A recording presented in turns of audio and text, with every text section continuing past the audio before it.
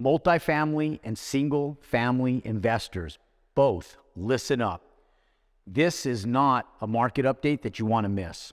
Look, I've been doing massive research. We're in both sectors in such a fashion and so heavily invested in both sectors. If investing in both multifamily and single family, we are indebted to making sure that we're keeping up to date with current market updates and where things are economically. So if you're an investor or aspiring to be an investor in either the single family space or multifamily space, listen up. I'm going to hit on both. But first, let's start off on multifamily, and then we'll move over to the single family sector right after. What's happening is what I've been talking about since 2019, pre-pandemic. Now, I felt that the market in multifamily real estate, when you're talking about value add properties, were already hitting market caps and top end of the market back in 2019. Now, I was extremely wrong, not knowing that the pandemic was going to create this surge of inflation, pushing rent rates and market rates and values through the roof with extremely low interest rates. Now, because the market got pressed even more, we saw assets grow in value. People crushed it financially. But at some point in time, that market has to plateau. Now, there's good and there's bad in this, but the good is there's opportunity on the horizon, and there's even more good beyond that, because I'm going to explain to you guys the exact ways of how you can take advantage of what the current market circumstances are and what to start looking for over the next few months. Yes, that's right, ladies and gentlemen. Over the next few months, this will start becoming more apparent to most people that are investing, and it's already becoming prevalent to those people that are already heavily invested.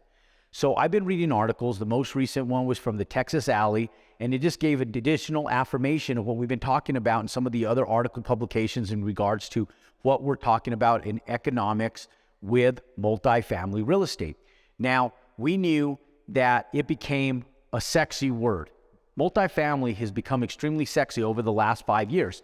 And so first in the value add space, where people were going in and they were crushing massive profits on purchasing value add properties that were vintage, and some of them not even vintage and older. Some of them being properties that had value add, but they were still solid Class B properties. Adding a little bit of value, riding the wave up on this extremely aggressive inflationary market that we've seen, and then selling and exiting these properties for massive profits. Now, those days have since plateaued, and now for the first time in over a decade, we're starting to see rent rates start to collapse slightly and vacancies starting to go up. And so what's concerning and alarming about that is that more permits were pulled to build multifamily real estate in 2021 and 2022 than we have ever had pulled historically, there forward and there backwards. And so now, because multifamily real estate takes about 9 months to a year to entitle and get out of the ground, and then another year to 18 months to build and develop, if you're building out 10-plex, 100 units, even 200 units, even 300 units managed correctly, it takes at least 18 months, maybe sometimes 24 months to get these properties stabilized. I was in Arizona last week. We were out searching for new general contractors to help in our expansion. And I'll explain to you why we're still expanding in the multifamily space in spite of what I'm talking about today here in just a minute. But what we noticed is we went over 3,000 doors in less than 2 hours, visiting property after property after property that's under construction. And one of the topics conversation that I sat down and I had with Kyle, one of my business partners, was the fact that all of this product is going to come to the market all at one time. And so the bandwidth to fill these properties and stabilize them in a reasonable amount of time starts to deflate. So what's going to happen, ladies and gentlemen, over the next 2 years is that market circumstances are going to put a ton, thousands upon thousands of new doors of multifamily real estate on the market to stabilize all at the same time. And with this heavily abundance of newly built properties, it's going to take at least 2 years to stabilize these, which means there's going to be more vacancies, less bandwidth for developers and investors, And there's going to be this open market for reduced rent rates. And for the first time, there's going to be rent consignments that are going to give people benefits to move in, low rents, no rents for a month or two, and even the lack of getting security deposits because there's so much volume on the market. We saw this in the 90s. We saw this in the early 2000s. You used to see the big massive banners across properties that will say free month's rent. And so if you pencil your property and you have 200 units, you give me 1 month of rent away free. Just pencil and see what that does to your net operating income and how that deflates the value of your property. So for the first time, ladies and gentlemen, in over a decade, we're going to start seeing property owners, investment groups start to be more willing to give lower rents and discounts to fill these properties. Now, because some investors over-leveraged themselves expecting that the market was going to continue to grow and continue to go up, we also know and understand that there's people that are over-leveraged on these properties. So when you go in and you have a 95% occupancy and you drop just 5% to 90% occupancy, and you take a look at the higher rates of interest right now, plus expenses, the properties no longer pencil because these people were going in, leveraging these properties at an 80% loan-to-value ratio. And so now banks are pushing back saying, we'll give you a 70% loan to value if you're experienced. And even for some of you experienced investors, but that don't have liquidity, we'll only give you 60% loan to value. And the reason that they're doing this is because they know that if values drop and rents drop, what ends up happening is the bandwidth to fill those assets and keep them stabilized over the long haul become more complicated, increasing the viability of bankruptcy and default. And so these properties that were leveraged a year ago, 18 months ago, 24 months ago, and even up to 36 months ago are going to start filling the market compression in a really strong fashion over just the next few months.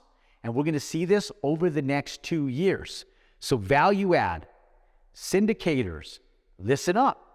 This is the opportunity that we as investors have all been waiting for, to pick up the pieces and go collect the keys on properties that were over leveraged and overpaid for, that people are handing back into the banks. And it's our time to go assume loans or go back in and pick up these properties at a discounted price, hacking away the top end of their equity, losing it to investors like you and like me. Now, the reason we're still building multifamily real estate is because of the business model that we explained over 3 years ago to everybody in mass quantities. I said, look, ladies and gentlemen, when these Class A multifamily apartment complexes become distressed financially because the market conditions compress and collapse, people don't need the swimming pools. If you go across the United States and you look at apartment complexes, you might find one person out at the swimming pool on a Saturday afternoon, yet there's over 600 people living in that apartment complex. There's over 350 doors. You go to the clubhouses and you look in there, the sales office is there. The only people taking advantage of that clubhouse is the employees themselves that are leasing that sales office, and the clubhouses 99% of the time are empty. Meaning that they're great sales tactics to market the properties, but they're useless in regards to maintenance, management fees, and the cost to build. So with those three variables, we're able to strip those out of our properties. We give people a Class A product that is built as beautiful and as comparable as any other Class A property.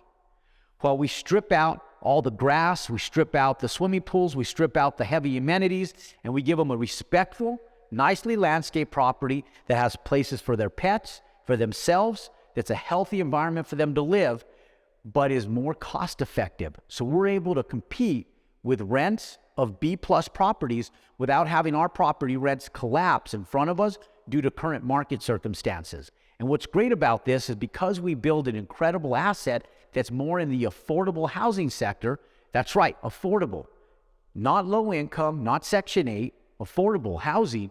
We're able to rent for B-plus rents. We're able to de-amenitize, and we're able to go up and compete against Class A-plus builds at a more cost-effective rate. So as a tenant, as a homeowner, as a finished user, what would you prefer if the market compresses and you're restricted as to how much you're willing to pay for a place to live? Are you going to go play for a fully amenitized Class A product at the highest rents out there? Or are you going to go out and live in a product that looks, feels, and tastes like a Class A product, but is renting and leasing for a Class B price?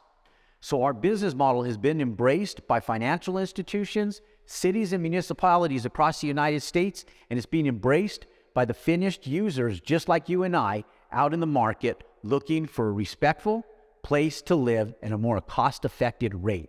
And so, ladies and gentlemen, we have opportunities in front of us. The forefront is real, and it's exposed its true colors. This is what we've been talking about for the last 2 years. Now, on the forefront of single-family homes, let me explain this to you guys, because in spite of what's happening right now in the multifamily sector and what's going to continue happening over the next 2 to 5 years in multifamily, single-family homes are in a massive place of financial distress on the median home buyer of $400,000 or less, okay? Now, because multifamily, we still need 4.5 million rooftops in the multifamily sector space alone just to fulfill our current need over the next 5 years, which economists and the National Association of Home Builders tells us it will take up to 12 years of construction if developers do things perfectly over the next 12 years just to fulfill the current need of multifamily. So multifamily investors, don't worry, it's going to come back, but give it 2 years and potentially up to 5 before we see it come back as strong as what we just came out of over the last 2 years. And for single family home buyers, listen up, we're still over 5 million rooftops short of what we need to fulfill the current needs that were less than fulfilled over the stress of the market from 2008 financial crisis that we all experienced as American people. And so with that said, who's buying homes today? Is it the average American person that's making under $90,000 a year? Or is it the people that have established themselves? Our moms and dads, our parents, the more affluent, the people that are in their 50s, 60s, and 70s and above that are going out, that have affluency, that have worked a professional career or are currently in professional careers that are more affluent and have the ability to either leverage real estate cash or afford higher interest rates. Ladies and gentlemen, those are the buyers and demographics that you should be hitting right now because there's still a massive need. So if you look at demographically nationwide, what market sector has been hit the hardest? It's been the average median buyer. Home buyers that are under the $400,000 standpoint, where the average median home today is costing $365,000 nationwide. So anybody under that $400,000 standpoint are the ones that are being affected economically right now. So why target 74% of those home buyers? Hack that, get rid of it, and start migrating the upper 24% of affluent home buyers.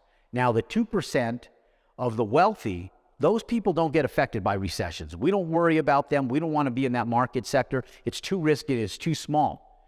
But 24% still constitutes for hundreds of millions of people across the United States that are looking for homes, have the affluency and the ability to afford what current market conditions bear. And there's more cash buyers by over 14% right now, greater than what it was just 1 year ago. So focus on the larger demographic of people in that massive 24% of people that are making in excess of $150,000 per year of single-family household income that have the affordability, the affluency to be able to go out and pallet homes in excess of $400,000 and just under $800,000. That's the market sector to be in. That's the market sector that's needed. And if you look nationwide, what you'll find is that that's the market sector that currently has been hit the least economically with the current compression in the market. Investors, if you love this content, you want to be notified of more content just like this, then smash that thumbs up button, subscribe to our YouTube channel for more content just like this. I'm going to recommend some housing and multifamily videos right here somewhere below me, above me, on the side of me, right after this video. Click and continue staying up to date with current market conditions so you, the investor, can invest your money wisely, strategically, and always profit. And that's how you'll continue to compound your success.